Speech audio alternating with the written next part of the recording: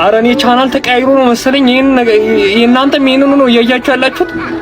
እኔ ሌላ ጨዋታ መሰለኝ የሆነ ሌላ ሊግ ነው መሰለኝ ይሄ ነገር ስሙ ግን ቼልሲ ይላል ስሙ። እኔ ሌላ ኧረ እባካችሁ ኧረ ቀወሰ ኧረ ፓልመር ፔናልቲ ሳተ ማለት ጨዋታው አልቋል ማለት በቃ ሌላ ነገር የለም ነው ተጠናቋል ነው ፍጻሜ ነው።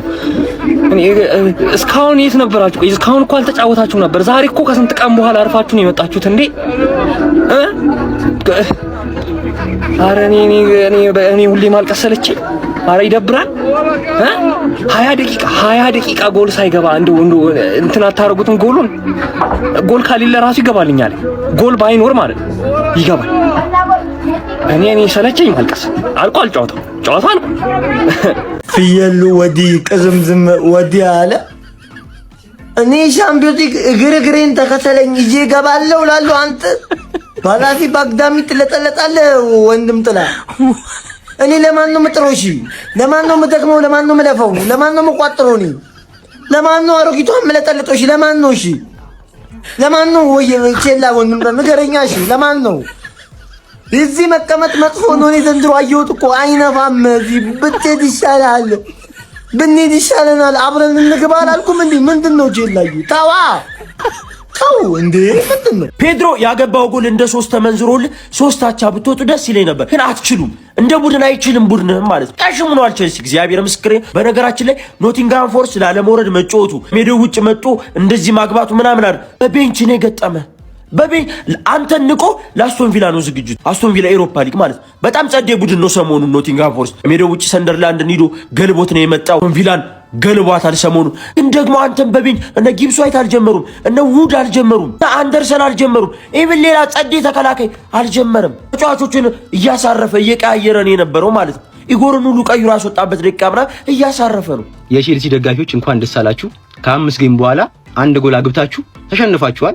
ይሄም ማለት ቀጣይ 2 ጎል አግብታችሁ ተሸንፋላችሁ ማለት ነው። 6 ጌም ሙሉ በተርታ ተሰጠሽ። ዛሬ ግን አግብተሻል። እንኳን ደስ አላችሁ የቼልሲ ደጋፊዎች። ጎል ካያችሁ 5 ጨዋታ አርቋችሁ ነበር። እንኳን ደስ አላችሁ። መጀመሪያ የሰበሰብሽው ነጥብ ነው እንጂ አንቺ ከኔ በታች ነበር መሆን የነበረብሽ። ከኔ በታች 3 ነጥብ ደግሞ አንቺ ጋለኝ። ከአንድ ጨዋታ በኋላ እቀበልሻለሁ ገርፌ ማለት ነው። መቼም አታቀችኝም አንቺ በዚያ አቋምሽ አታቀችኝ። ከኔ በታች መሆን እኔ ሪሊጌሽን ባትል መሆን አልነበረብኝም። ጋይስ የምር እቺ ያለች መጀመሪያ የሰበሰበችው ነጥብ ወይ እና እንኳን ደስ አላችሁ።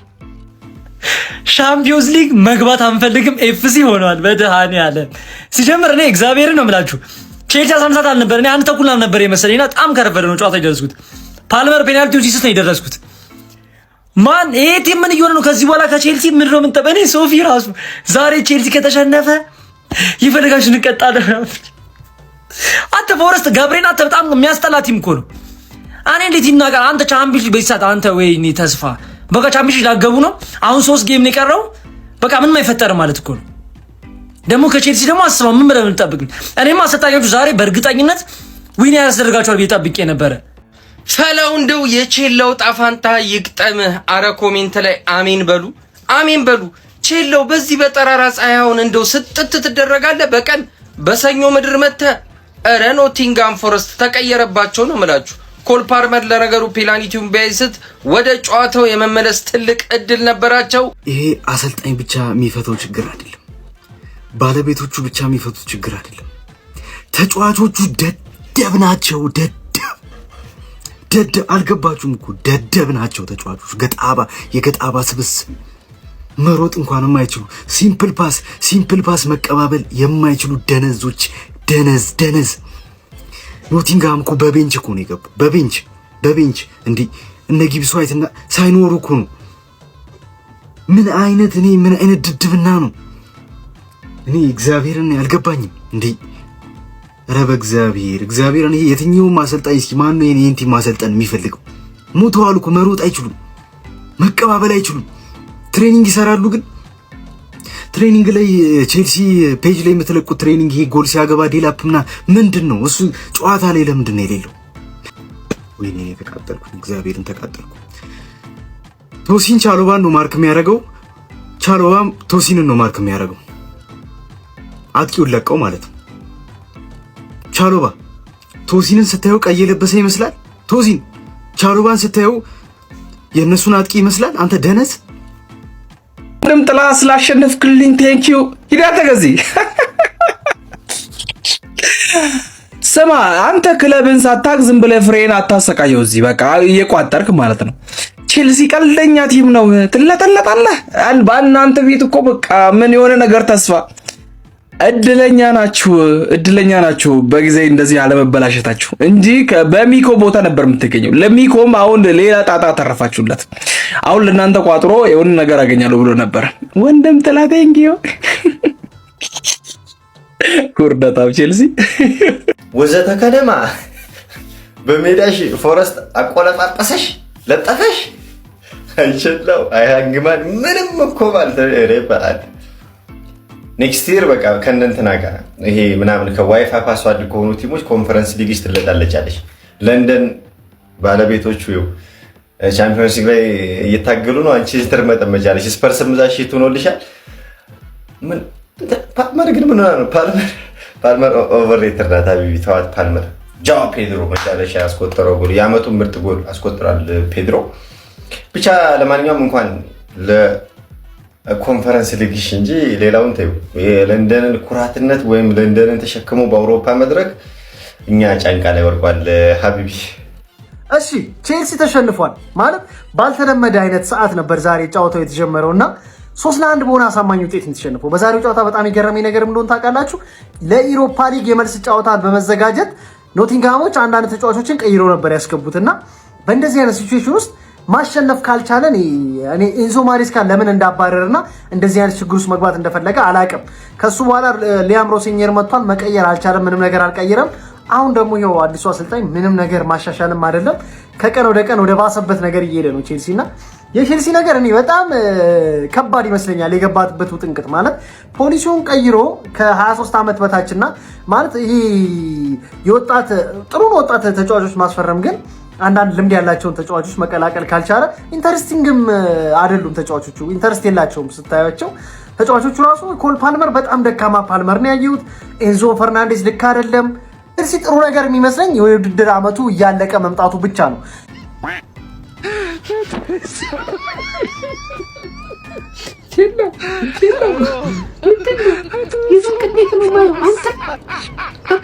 በአውሮፓ መድረክ መወዳደሩን ታውቆ ማለት ነው።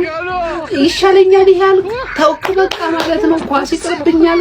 ለነገሩ እኮ ጥፋቱ ዛሬ እናንተ አይደለም። እናንተ የለመዳችሁት ምንድነው? ወይ ቅዳሜ ወይ እሁድ ነው ያለ ፕሮግራማችሁ አምጥተው ሰኞ ጫወቷል።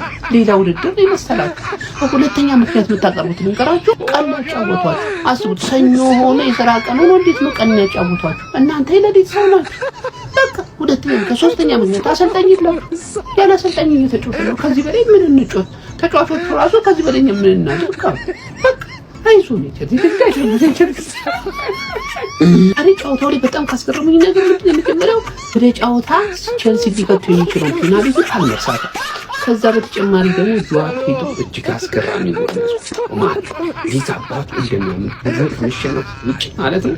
ጎሉ ሃይ ክላስ ይሆናል ማለት በደረቱ አብርዶት ተቀልበሻ ገባበት መንገድ አስቀምጠኛል አጨጭብለታል። ለማንኛውም ይችላል በቃ ወጣ መስራት ነው። በቃ ድድ እያሰጣሽ ነው ትርቤት ታስታውሻለሽ? ድድ ስታሰጣ አሁን ደግሞ አንቺ ነሽ ድድ አስጨመተኝ። በቃ ስራ ፈት ሰፈር ላይ ነው እንደዚህ ትንጓለኝ። አረ ሰዎች አስረዱኝ። እኔ ተገልብጬ ነው ውጤቱ ነው እኔ እንደዚህ ብዬ ያየሁት መሰለኝ። ተከርብቼ ያየሁት በተለይ 70ኛው ደቂቃ ላይ እውነት እኔ ተገልብጬ ያየሁ ነው መሰለኝ። ጨዋታውን እየመራንም መሰለኝ የሚጫወቱት ጨዋታ ተጫዋቾቻችን ላቪያ የሚባል ሰውዬ ሙሉ ኳስ ወደ ኋላ ነው ደጋፊው ጨዋበት ቢቸግረው እኔ እንደዚህ ብዬ ያየሁት መሰለኝ። ጨዋታውን እየመራን ነው እኛንን ያሸነፍን አልገባ አስረዱኝ። አሸነፍን እንዴ? ምንም ተጫዋቾቹ ምንም አይመስላቸውም። እዛ ጋር ከውጭ እኔ በእኛ ሜዳም አልመሰለኝ የኖቲንጋም ጨዋታ መሰለኝ። በኖቲንጋም ሜዳ ደጋፊው ሲወጣ ሳይ ግራ እኮ ነው። እኔ ግራ ገባኝ። እኔ ሰዎች ወይ አስረዱኝ። እኔ እየታመምኩ ነው እንዴ? እኔ እንትን እያበድኩ ነው እንዴ? ኧረ ወይኔ! ቆይ እስኪ አንድ ወንድ የለም እንዴ ቼልሲ ቤት? ንግግሩ አምር፣ ፊቱ አምር፣ ምን አይነት ጉደኛ ሰው ብቻ እንደሆነ ጺሙ አምር ፍየል ፊት ምን ይባላል ደግሞ እኔ ተስፋ ማድረጌ ሁሉንም ጨዋታ ካሸነፈ እነ ሊቪ ነጥብ ከጣሉለት ምናምን ቻምፒየንስ ሊግ ገበል ድንቅም መግባት ወንድምነቱን በቃ ትቻለሁ እኔ እንደዚህ አይነት ድክምክም ያለ ወንድም አልፈልግም በያዝነው የውድድር ዓመት ሁለት አሰልጣኞችን ማሰናበት የቻሉት በጊዜ አሰልጣኛቸው ማክፈርሌን እየተመሩ የሚገኙት ቼልሲዎች በቀጣይ የውድድር ዓመት በአውሮፓ ቻምፒየንስ ሊግ እንደማይሳተፉ ሙሉ በሙሉ ተረጋግጧል። በሜዳቸው ስታንፎርድ ብሪጅ የቪቶር ፔሬራውን በድንቅ ጉዞ ላይ የሚገኘው ኖቲንግሃም ፎረስትን ያስተናገዱት ቼልሲዎች የ3-1 ሽንፈት ነው የገጠማቸው። በነገራችን ላይ በዚህ ጨዋታ ላይ ኖቲንግሃም ፎረስቶች ንቀት በሚመስል መልኩ ከአስቶን ቪላ ጋር ለሚጠብቃቸው የአውሮፓ ሊግ ጨዋታ በርከት ያሉ ወሳኝ ተጫዋቾቻቸውን ከቤንች ላይ ነበር አስጀምረው የነበረው። ነገር ግን ይህንን ጨዋታም ማሸነፍ ችለዋል ማለት ነው። ሌላኛው በዚህ ጨዋታ ላይ በጣም ሲያናግር የነበረው ጉዳይ አራት ተጫዋቾች እርስ በርስ በጭንቅላት ጉዳት ምክንያት ተጋጭተው ከሜዳ ተቀይረው ወጥተው ነበር። ሁለት ከቼልሲ በኩል ሁለት ከኖቲንግሃም ፎረስት በኩል ማለት ነው። ለኖቲንግሃም ፎረስት ሶስቱን ጎሎች ማስቆጠር የቻሉት ተጫዋቾች አወኒ ሁለቱም እንዲሁም ደግሞ ኢጎር ጆርጂስ ከጉስቶ በሰራው ጥፋት ፔናልቲ ማስቆጠር ችሎ ነበር። አስቀድመው ነበር በሁለተኛው ደቂቃ ላይ ፎረስቶች ጎል በማስቆጠር ጨዋታውን በድንቅ ሁኔታ ጀምረው የነበረው ማለት ነው። በቼልሲ በኩል ብቸኛውን ጎል ጆአው ፔድሮ 93ኛው ደቂቃ ላይ በድንቅ ሁኔታ በመቀስ ምት ማስቆጠር ችሎ ነበር። ምንም እንኳን ጎላ ቼልሲን ከሽንፈት ባትታደገው ማለት ነው። ቼልሲዎች አሁን ላይ በፕሪሚየር ሊግ 9ኛ ደረጃ ላይ በ48 ነጥብ ተቀምጠዋል ማለት ነው።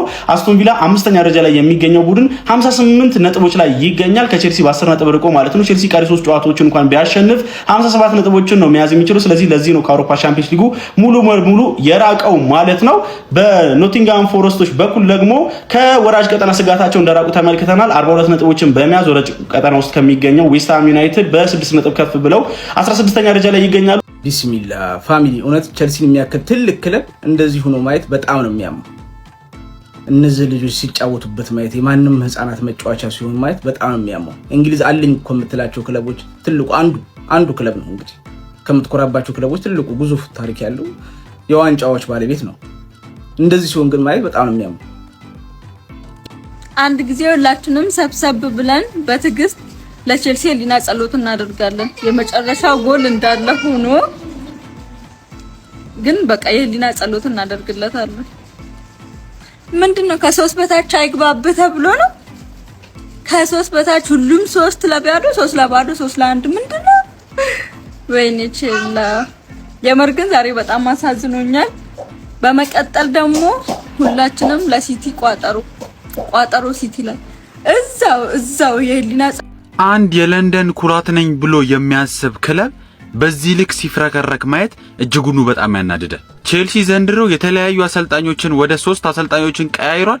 ነገር ግን ምንም ሊሆንለት አልቻለም።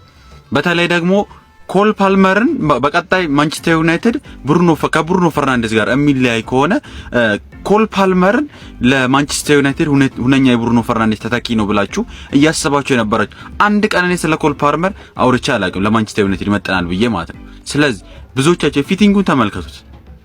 ይሄ እንኳን ለማንቸስተር ዩናይትድ ብሩኖ ሊተካ ይቀርና ማለት ነው በዚህ ግሽጣራስ ቡድንህ እንደዚህ እየተመራ 3 ለባዶ እየተመራ ፔናልቲ እንዴት ነው የምትሰጠው? ኧረ በስመ አብ በጣም የሚያናደድ የለንደን ኩራት ነኝ ብሎ ከሚያስብ ቼልሲ ይሄ ውጤት አይገባውም ብዬ አስባለሁ። ወይስ በለው ቼሎ ይችላል። ጎል አስቆጠረ እኮ እናንተ እንደ 6 ጨዋታ 5 ጨዋታ በተከታታይ ማለት ነው ጎል ሳያስቆጥር ነው የመጣው ሰው። ጎል አስቆጠረ ማለት ቼሎ ይችላል ማለት ነው። አረ ቼላ ወዴት እየሄደ ነው? በመድኃኒዓለም ለተከታታይ 5 ነው 6 ጨዋታ ጎል ሳያስቆጥር አትሊስት በዚህ ጨዋታ ጎል በማስቆጠራችሁ ብቻ ነው ሰለብሬት ማድረግ የምትችሉት። ፓልመር ደክርቷል። ፔናልቲ ራሱ ፈርስት ፔናልቲ ሚስዳር በቃ ለመጀመሪያ ጊዜ ነው ፔናልቲ ሲያ የተመለከቱት ፓልመርን። ከዛ ባለፈ የትኛው አሰልጣኝ መጥቶ እንደሚያስተካክላችሁ አላውቅም። እኔ ደስ ብሎኛል። አንድ አርሰናል ደጋፊ ቼሎ ፊሰጠው በጣም ደስ የሚል ምሽት ያሳምርልኝ። ሲቲ ደግሞ ማታ ቢሰጠው በቃ አመረ ማለት ነው።